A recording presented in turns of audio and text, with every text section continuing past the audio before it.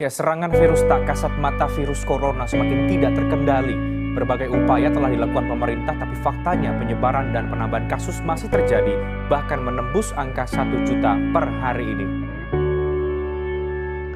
Saat ini Indonesia sedang digemparkan dengan adanya virus corona atau yang biasa kita sebut dengan COVID-19.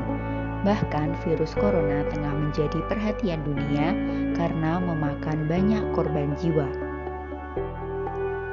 Virus ini menyerang pernafasan manusia yang dapat menyebabkan infeksi pernafasan ringan sampai sedang seperti flu atau infeksi sistem pernafasan dan paru-paru seperti pneumonia. Siapapun bisa terkena atau tertular virus tersebut, maka dari itu kita dapat melakukan pencegahan dengan cara menerapkan protokol kesehatan, salah satunya dengan selalu mengenakan masker terutama di tempat keramaian. Namun saat ini kita sedang menghadapi fenomena peningkatan limbah masker medis sekali pakai. Masker medis merupakan limbah B3 yang tidak dapat direduce atau reuse. Ada beberapa dampak yang mengintai akibat penumpukan masker medis, diantaranya 1. Limbah medis bisa merusak ekosistem sungai. 2. Mengakibatkan pencemaran lingkungan. 3. Penyalahgunaan masker bekas oleh oknum tidak bertanggung jawab. Ini jumlah limbah medis pasti akan kemudian meningkat.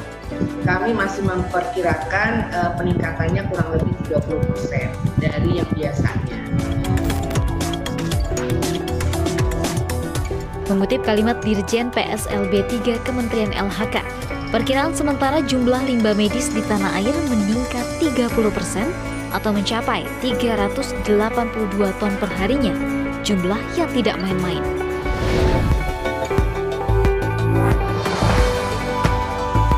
Sementara berdasarkan pedoman dari Kementerian LHK, limbah medis dari COVID-19 perlu penanganan khusus. Pertama, limbah medis infeksius yang dihasilkan harus disimpan dalam kemasan tertutup paling lama 2 hari sejak dihasilkan. Limbah medis infeksius itu kemudian dimusnahkan.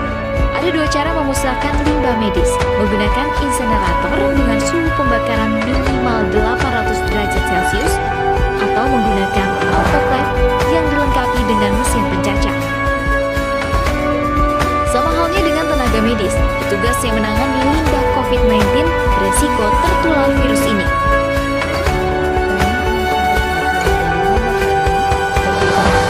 Pembuangan limbah masker ini, sampah masker yang dibuang secara sembarangan akan berdampak pada lingkungan dan kesehatan. Terlebih lagi jika sampah masker tersebut sebelumnya digunakan oleh penderita COVID-19. Menurut para ahli, caranya adalah dengan menggantinya atau merusak terlebih dahulu. Setelah itu dibungkus dengan plastik dan dibuang di tong sampah khusus bahan B3. Selama pandemi COVID-19, jumlah limbah medis meningkat yang mengakibatkan terhambatnya pengelolaan limbah medis. Dalam menangani masalah tersebut, pemerintah menambahkan fasilitas pengelolaan limbah medis di berbagai daerah. Perbandingan jumlah limbah medis dan fasilitas pengelolaannya belum seimbang. Hal ini memperbesar peluang limbah medis tidak tertangani dengan baik. Bahkan limbah medis sampai tercecer di muara sungai sampai ke laut. Limbah masker medis bisa menjadi tempat bersarangnya virus setelah dipakai.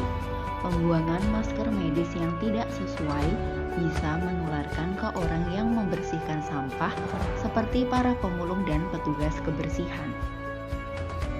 Lalu limbah masker yang terbuang ke laut dapat mengecoh binatang laut karena mengira itu makanannya yang akan merusak rantai makanan dan bisa membahayakan manusia.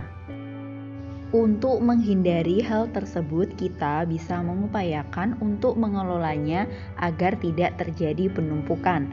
Bercermin dari negara Prancis, mereka mengelola limbah masker medis menjadi barang berguna.